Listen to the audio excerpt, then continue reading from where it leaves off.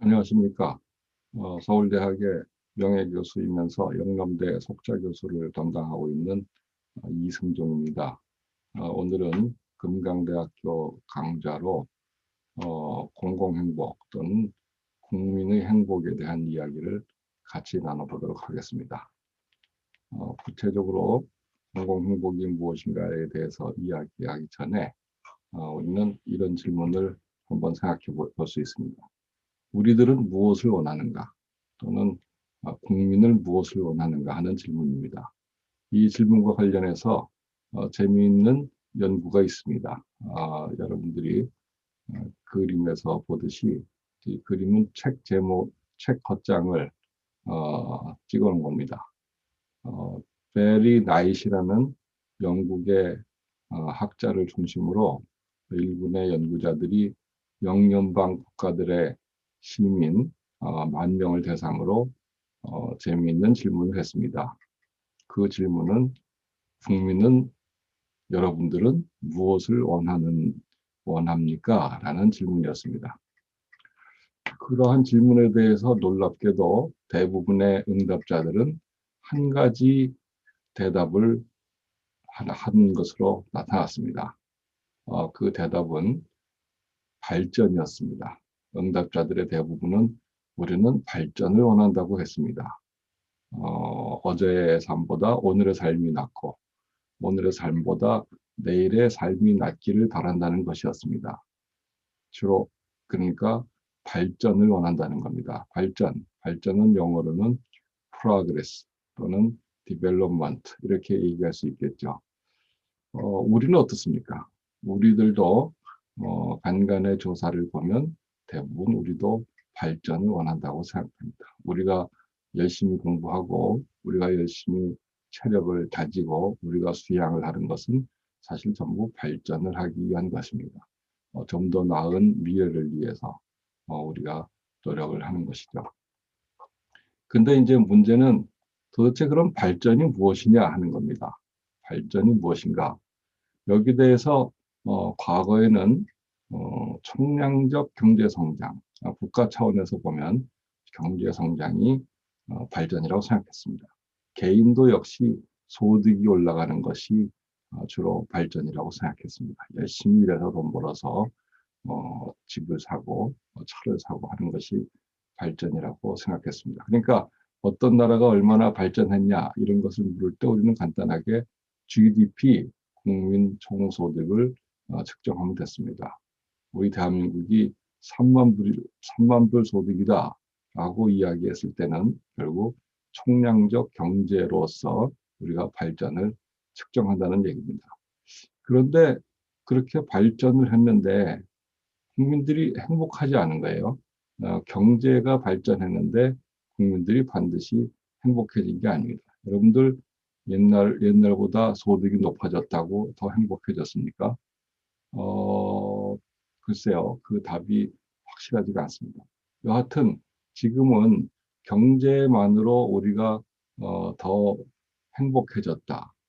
그러니까 옛날보다 우리가 더 발전됐다. 이렇게 얘기하기가 어려운 상황이 됐습니다. 지금 그래서 지금 21세기에 넘어오면서 새로운 생각이 나타나기 시작했는데 그것은 발전을 경제 중심으로 보는 관점에서 비경제적인 복지라든지 행복이라든지 웰빙이라든지 이런 측면에서 발전을 규정하는 쪽으로 변화가 생기기 시작했습니다. 이것은 개인도 그렇지만 특별히 21세기보다 정확하게는 2010년 전후로 해서 서구 개발국을 중심으로 국가 발전을 새롭게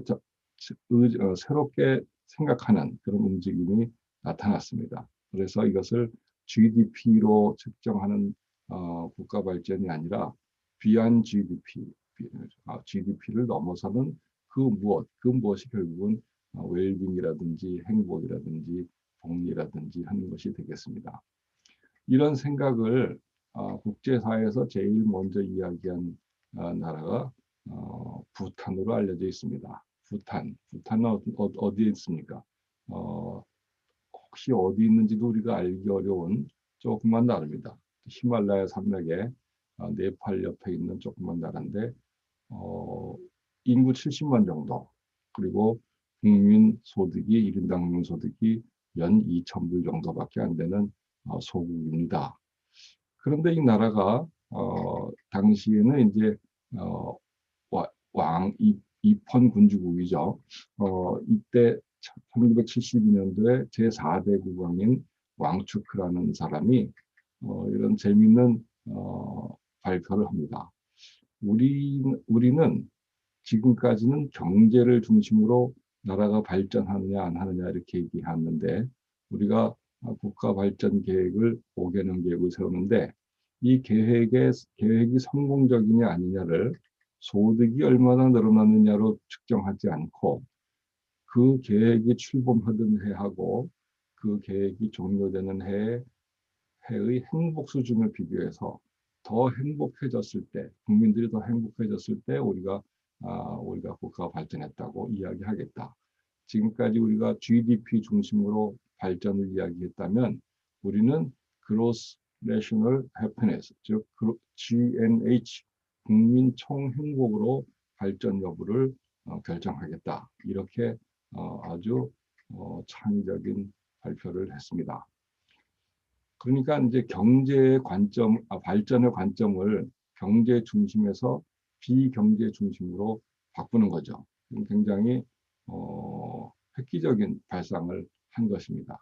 그런데 국제사회에서 그거 참 흥미있다 이런 반응은 있었지만, 그것이 본격적으로 국제사회에 확산되지는 않았습니다. 그러다가 2000년대에 들어오면서 서구 개발국을 중심으로 GDP 대신 행복 또는 웰빙, quality of life, 삶의 질 등을 발전 목표로 생각하는 관심이 늘어나기 시작했습니다. 과거에는 국가들이 성장 경쟁을 했습니다. 그러다가 복지 지출을 늘리는 경쟁을 했습니다. 사회복지 지출을 많이 늘리느라고 했었죠. 그러다가 그렇게 해도 국민들이 행복해지지 않는 생각이 들었습니다. 그러니까 우리가 미디어 언론에서 많이 보지만, 외국의 개발국들에서 사회가 양극화되고, 그다음에 청년들의 실업도 문제가 되고, 그러면서 또 여러 가지 사회 내부에서 충돌들을 하고 데모도 많이 하고, 뭐 여러 가지 이 부정적인 사회 현상이 나타나기 시작했습니다. 이게 경제를 발전시켜도 복지를 강화해도 국민들이 행복하지 않구나 하는 데 대한 자각이 생깁니다. 그래서 이런 데 대한 자각을 중심으로 서구 개발국 중심으로 국가 발전 목표를 경제 중심의 발전 목표에서, 즉 양적 발전 목표에서 비경제적인 발전 목표, 즉 질적 발전 목표로 관심을 전환하는 추세가 나타나기 시작했습니다. 우리가 삶의 질이라든가 보다 나은 삶이라든가 행복이라든가 웰빙이라든가 커뮤니티, 이런 것들을 강조하면 그것이 이 같은 관심 전환 추세를 나타내는 하나의 키워드들이 되겠습니다.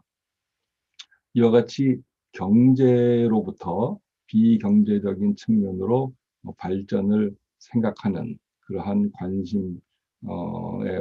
관심 추세의 등장은 어느 소수 국가의 현상이 아니고, 지금은 상당히 많은 국가들에게 나타나는 현상이고, 따라서 세계적인 추세라고 이야기할 수 있습니다.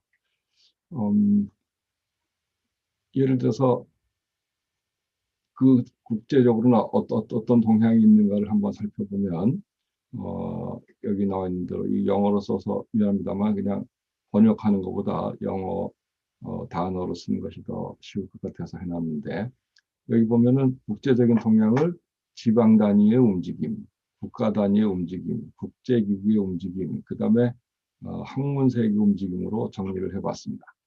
여기 보면 각 지방에서 미국, 오스트레일리아, 영국, 프랑스, 뉴질랜드 이런 데 대해서 여러 주나 지방 정부들이 인디케이터, 지표, 커뮤니티 인디케이터, 커뮤니티 지표들을 이런 데 대한 그 프로젝트들을 많이 시행하는 것을 알 수 있습니다. 왜 갑자기 지표냐?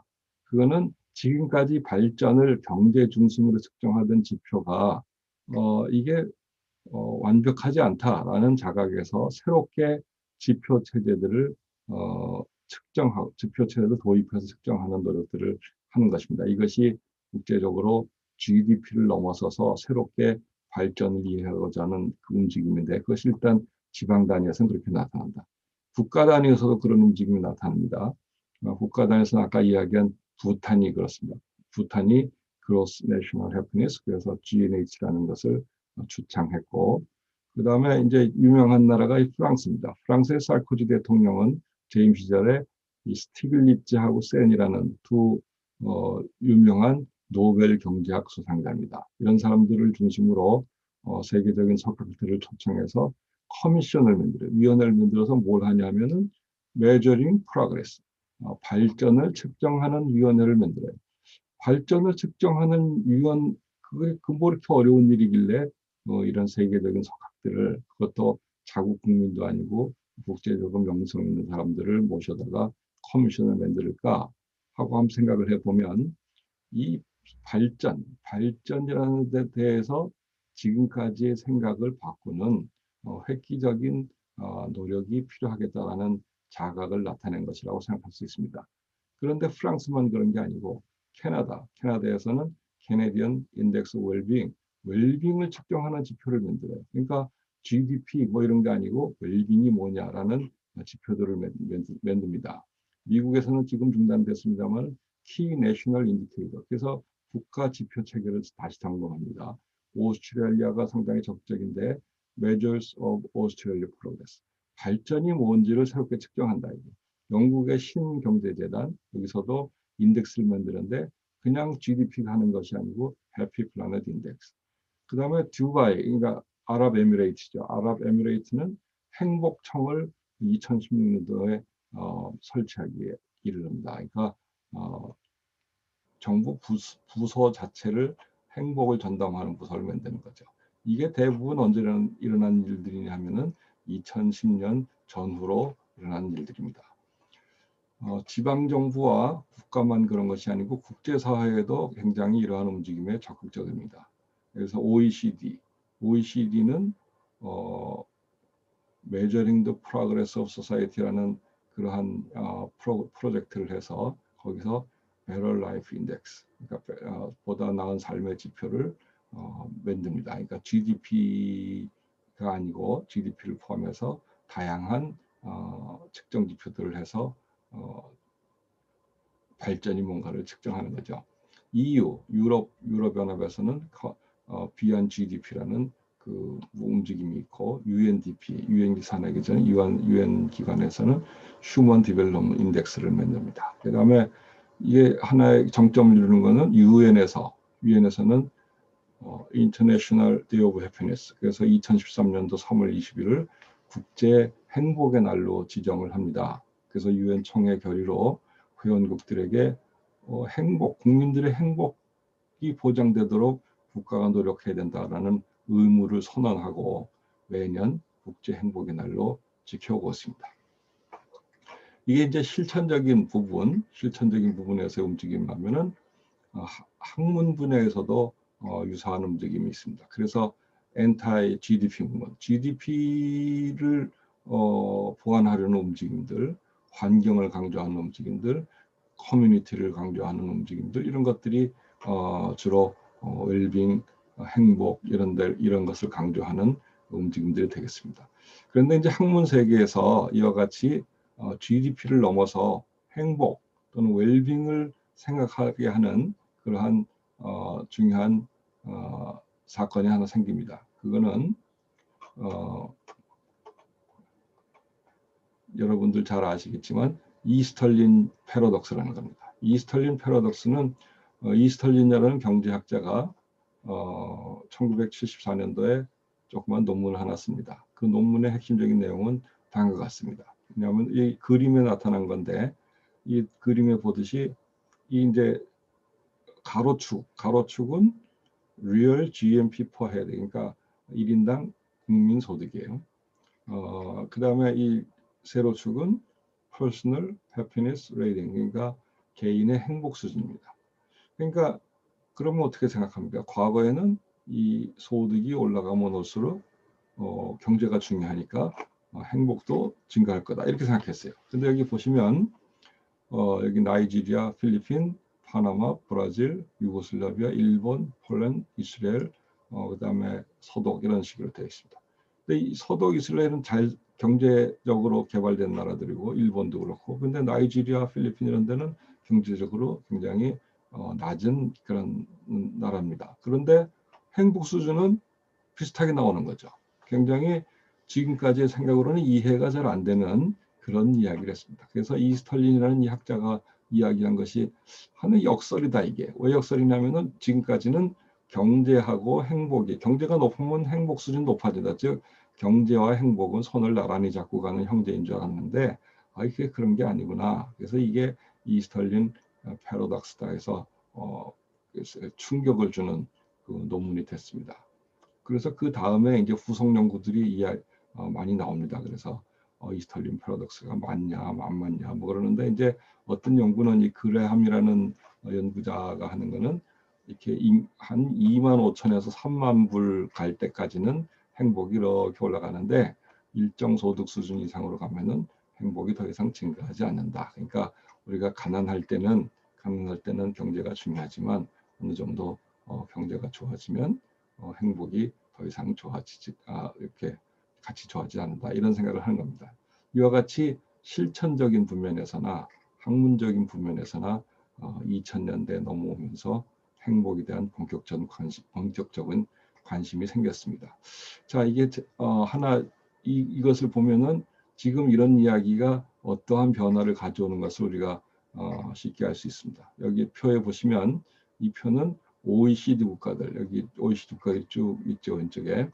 OECD 국가들의 순위를 나타내는 겁니다. 지금 현재의 기준으로 하면, 즉 GDP, National Wealth, 국민의 국민의 부의 수준으로 보면은 스웨덴이 12등, 그다음에 미국이 1등 이런 식으로 나오게 됩니다.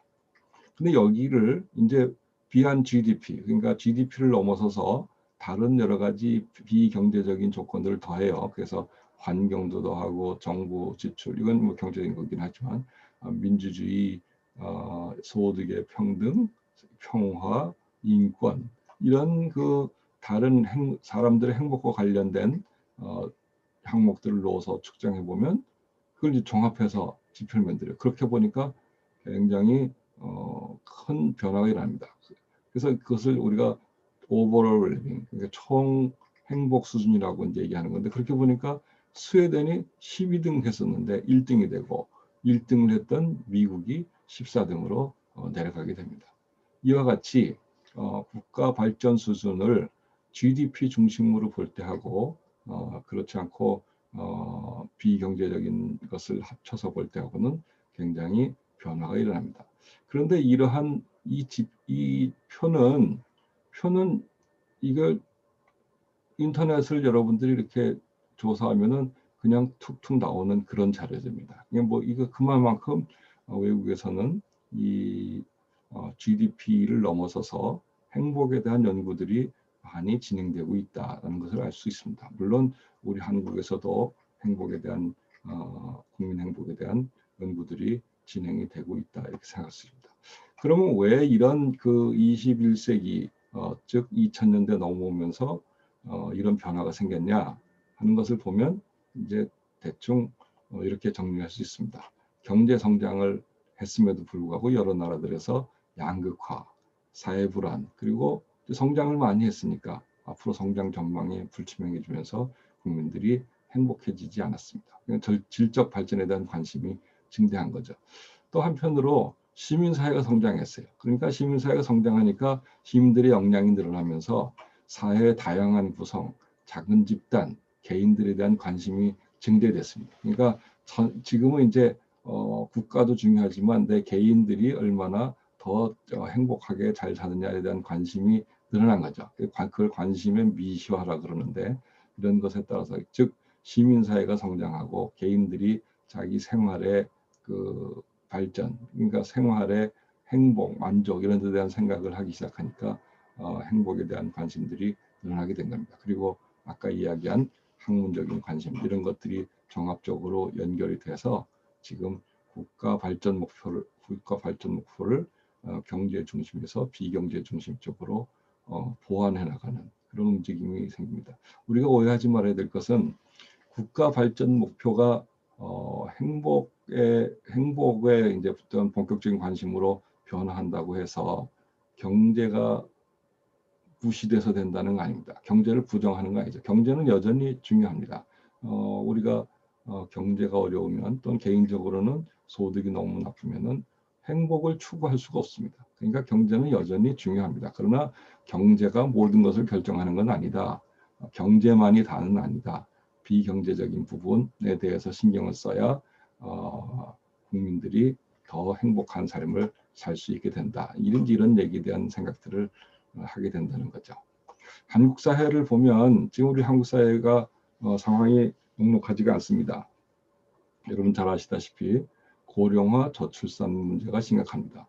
이 고령화에 대해서는 이게 기본적으로 고령화 사회, 고령 사회, 초고령 사회 이렇게 셋으로 나눕니다. 그 기준이 전체 인구에서 차지하는 노령 인구의 비율이 7%를 넘으면 고령화 사회, 14%를 넘으면은 이게 고령 사회, 그 다음에 20%를 넘으면은 이게 초고령 사회 이렇게 됩니다. 근데 우리가 지금 이미 초고령 사회를 향해서 가고 있습니다. 출산율은 우리나라가 세계에서 제일 낮기로 1등입니다. UN 보고서에 보면 이런 재밌는 게 있습니다. 그 보고서 중에 이런 질문이 나옵니다. 지구상에서 가장 먼저 없어질 국가는 하는 그 챕터가 하나 있어요. 근데 그 답이 놀랍게도 대한민국입니다. 현재의 출산율을 유지하면 우리가 이제 1%가 안 되죠. 그러면은 2300년경에는 대한민국은 인구 5만 명으로 줄어든다. 인구 5만 명이 이제 더 이상 국가라고 유지하기가 어렵죠. 그러니까 그런 상황. 그러니까 이런 우리가 고령화는 증가하고 출산율은 낮아지면서 인구가 급속히 줄죠. 인구가 작아질 뿐만 아니라 생산력이 줄어드니까 국가 발전의 원동력이 저하된다. 이렇게 생각할 수 있습니다. 사회 양극화, 지니 계수가 이제 사회 불평등도를 얘기하는 건데 이 지니 계수 점점 나빠집니다. 사회 불평등이 심해집니다. 잘 사는 사람은 더 잘 살고 못 사는 사람은 더 못 살게 되는 그 격차가 심해지는 그러니까 중산층이 굉장히 약해지는 그런 어려운 문제가 생깁니다. 또 청년 실업 문제 심각합니다. OECD 국가 중에서 우리가 최하위권을 유지하고 있습니다. 근데 이제 더 문제는 고령화가 진행이 되니까 지금 어떤 문제가 있냐면은 노인 부양률이 늘어납니다. 이거는 뭐냐면은 인구 100명당 20 내지 64세의 생산 가능 인구가 부양해야 될 65세 이상 인구를 나타내는 것을 우리가 노인 부양률이라고 합니다. 그 노인 부양률이 지금은 국가적으로 비교하면 이게 초록색으로 나타나는 게 이제 노인 부양률인데 한국이 이렇게 보면 이게 빨간 그래프가 빨간 막대기가 이게 이제 OECD 평균이에요. 근데 한국은 그보다 아직은 노인 부양률이 적지만 이게 급격히 우리가 노인 부양률이 늘어나고 있기 때문에 이게 2060년에 가면 한국이 노인 부양률이 세계에서 제일 상위권으로 바뀌게 되어 있습니다. 실제로 지금 어림잡아 통계를 보면 현재 우리가 인구 약 4명당 1명의 노인을 부양해야 되는 그런 상황입니다. 4명당 생산 가능 인구 4명당 노인 1명을 부양할 수 있습니다. 그런데 이게 앞으로 2030년경 가면 약 2.5명당 노인 인구 1명을 부양해야 됩니다.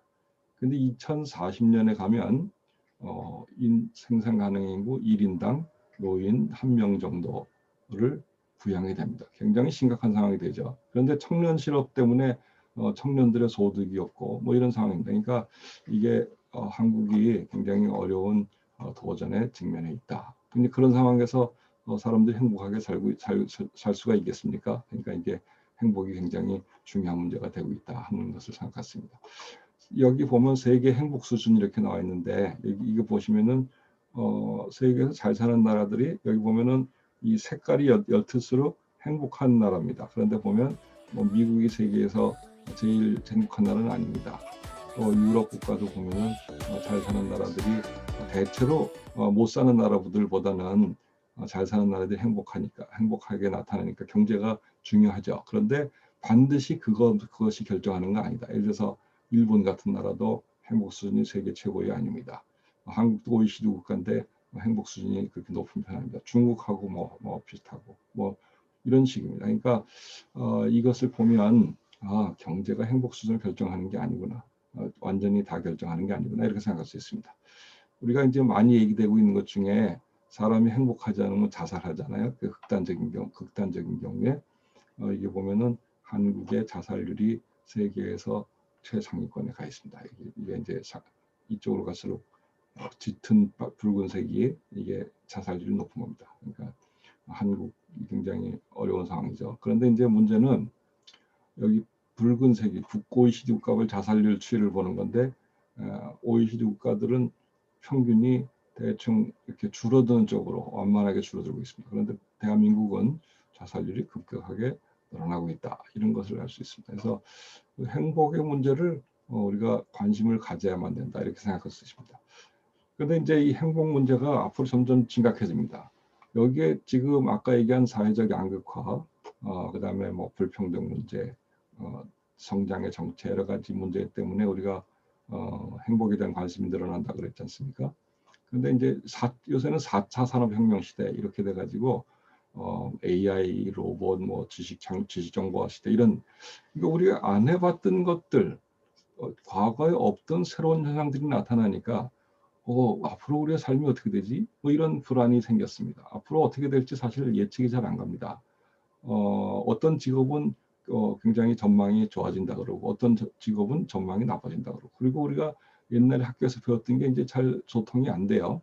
뭐 이런 식으로 4차 산업혁명 시대는 사회 구조가 근본적으로 바뀌면서 우리들의 행복, 웰빙에 대한 불안감이 생겼기 때문에 점점 더 행복에 대한 관심이 높아질 수밖에 없습니다. 또한 여기에 대해서 최근에 코로나 바이러스가 이제 세계적으로 전염병이 확산되고 있지 않습니까? 이것에 대해서 우리가 행복 문제가 다시 사실 더 심각해집니다. 이게 21세기 들어오면서 경제 중심의 생각에서 비경제 중심적인 생각이 보완되면서 이제 행복에 대한 생각이 늘어났다 그러지 않습니까? 그게 이제 코로나 전염병이 확산되면서 더더욱 행복에 대한 관심이 높아졌습니다. 그런데 이제 여기에 사회 이슈의 이중화라고 제가 써놨습니다만 행복에 대한 생각이 늘어나면은 경제에 대한 관심이 줄어들어야 되는데 이제 그렇지 않습니다. 왜냐하면 전염병이 확산되니까 경제가 불안하잖아요. 특히 자영업자도 굉장히 어려워합니다. 그다음에 여행업계 굉장히 어려워합니다. 그다음에 산업 활동이 침체되면서 취업 문제도 생기고 이제 이렇습니다. 그러니까 여러 가지로 그 경제 불안이 생기면서 경제에 대한 관심도 늘어납니다. 다만 이제는 성장을 많이 해야 되겠다는 생각보다는 생활이 좀 안정됐으면 좋겠다. 경제가 안정이 됐으면 좋겠다. 이런 생각들이 강해지죠. 그러니까 결국 지금은 한편으로는 행복에 대한 관심이 늘어나면서 한편으로는 경제에 대한 관심이 내용적 변화를 갖고 있다 하는 생각을 할 수 있습니다. 이런 것들이 결국은 우리가 행복에 대해서 생각해야 되는 때가 됐다. 그래서 저는 21세기 초반은 행복의 시대가 된다. 이게 행복한 시대가 아니고 행복의 시대, 행복에 대해서 생각을 해야 되는 시대가 됐다. 그 외에 뭐하러 행복이냐, 행복만이 중요하냐 이렇게 물어볼 수 있습니다. 국가 안보도 중요하고 사회적 평등도 중요하고 경제 발전도 중요하고 지역 균형도 중요하고 뭐 이런 여러 가지 얘기할 수 있습니다. 근데 결국 그게 다 왜 그렇게 하냐? 궁극적으로 우리가 바라는 거는 그렇게 해서 국민 개개인들이 더 행복해지기를 바라는 것. 국민들이 더 행복해지는 것. 그것이 결국 궁극적인 목적이 아니겠습니까? 그러니까 행복에 대해서는 레이아드라는 학자가 이렇게 얘기했습니다. 행복이 왜 중요하냐는 걸 물어볼 필요 없다. 그것은 너무도 자명하기 때문에 질문할 필요조차가 없는 이야기다. 이렇게 얘기한 바가 있습니다. 그렇습니다. 행복은 사실 굉장히 중요한 얘기입니다. 저희가 그 학생들을 가리키면서 이것저것 상담을 할 때 물어보면 결국은 학생들이 원하는 거는 우리 행복해지고 싶다 하는 거니까. 그러니까 그런 행복해지게 하기 위해서 국가도 노력하고 개인도 노력하고 해야 됩니다. 근데 이제 자칫 보면 행복은 개인의 문제라고 얘기하는 경우가 많습니다. 개인들이 행복하게 스스로 하는 거지 어떻게 국가가 책임을 지냐. 그런데 개인들의 행복은 개인이 가지고 있는 성격에도 영향을 받고 개인들이 자기의 그 원하는 바를 추구하는 그 노력에도 영향을 받지만 이게 개인의 행복이 개인에만 원인을 돌릴 수는 없습니다. 왜냐하면은 예를 들어서 층간소음, 아파트에 사는데 층간소음, 그거 개인에게만 맡기면은 이게 싸움을 하고 해결이 안 됩니다. 근데 국가가 제도적으로 그걸 적당히 조절해서 좀 더 불행을 막고 행복을 증진시키는 노력할 수 있습니다. 우리가 출근을 하고 등교를 할 때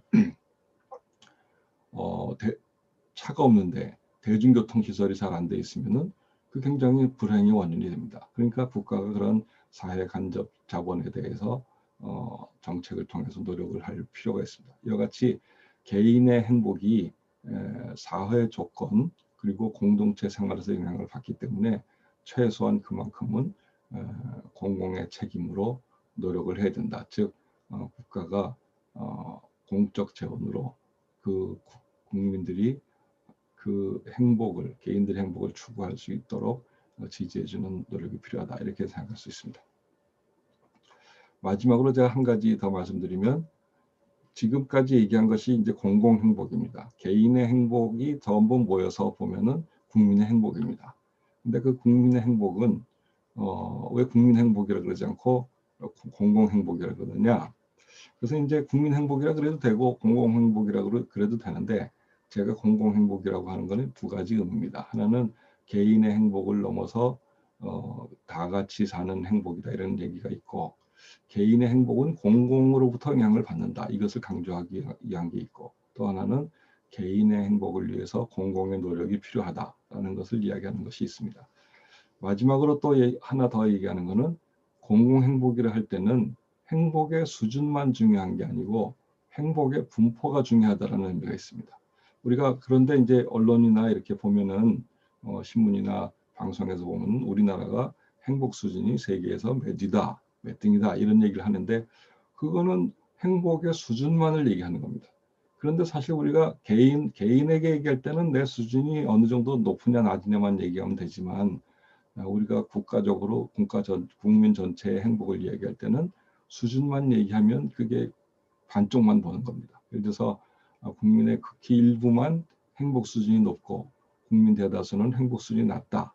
그러면 평균적으로는 아무리 행복 수준이 높아도 그 나라의 국민들이 행복한 생활을 하고 있다 이렇게 얘기할 수 없습니다. 그러니까 우리가 공공 행복 그럴 때 또는 국민 행복 그럴 때는 행복의 수준만 아니라 행복의 분포, 다른 말로 하면 행복의 평등 또는 불평등 이런 데 대해서 같이 이야기를 해야 됩니다. 그러니까 우리가 여러분들도 국민 행복, 세계 행복 수준 이렇게 얘기할 때 수준만 얘기하는 것은 이것만 보면 안 되겠다 이런 생각을 해야 됩니다.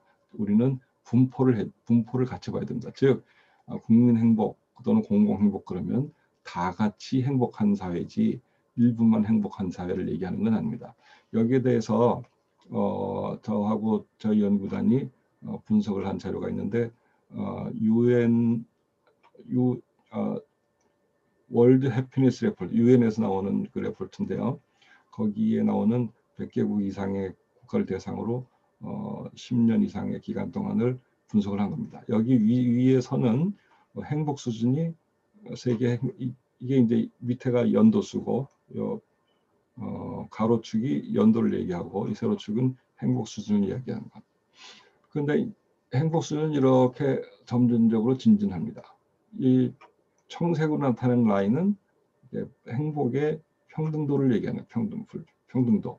평등도가 전반적으로 보면 이렇게 올라가지만 이렇게 부침이 있습니다. 이렇게 행복 불평등과 이렇게 낮아지고 이런 거는 우리 경제 위기 이런 것들 때문에 그렇습니다. 여하튼 이걸 보면 대체적으로 행복의 수준하고 행복의 불평등도, 평등도는 아주 괴리가 큰 건 아니지만 그렇다고 이것도 손잡고 나란히 가는 건 아니다. 이렇게 괴리가 있다. 그러니까 우리가 공공행복을 이야기할 때는 공공행복 증진을 위해서 정책을 쓸 때는 이런 것들을 고려해서 노력을 해야 된다 하는 얘기를 할 수 있습니다. 다행한 것은 이 행복의 수준하고 행복의 분포가 완전히 정반대로 가는 것은 아니다. 그러니까 정책을 추진하는 입장에서는 그만큼 부담을 덜 수 있다. 그래서 그 행복의 수준도 높이고 행복의 분포도 높이는 것은 정책을 잘만 설계를 하면 그것이 가능하다 하는 것이 되겠습니다. 지금까지 최근에 21세기 들어와서 서구 개발국을 중심으로 GDP 중심의 발전관으로부터 비한 GDP, GDP를 넘어선 발전관으로 바꾸는 추세를 이야기했고, 그 발전 추세 하에서 우리나라도 이러한 발전 추세를 고려해서 국가 목표도 보완하고 국민과 정책 결정자들도 노력을 할 필요가 있다라는 이야기를 했습니다. 시간 관계상 자세한 얘기를 못 드리고 기본적인 이야기만 드리는 것으로 오늘의 강의를 마치겠습니다. 경청해 주셔서 감사합니다.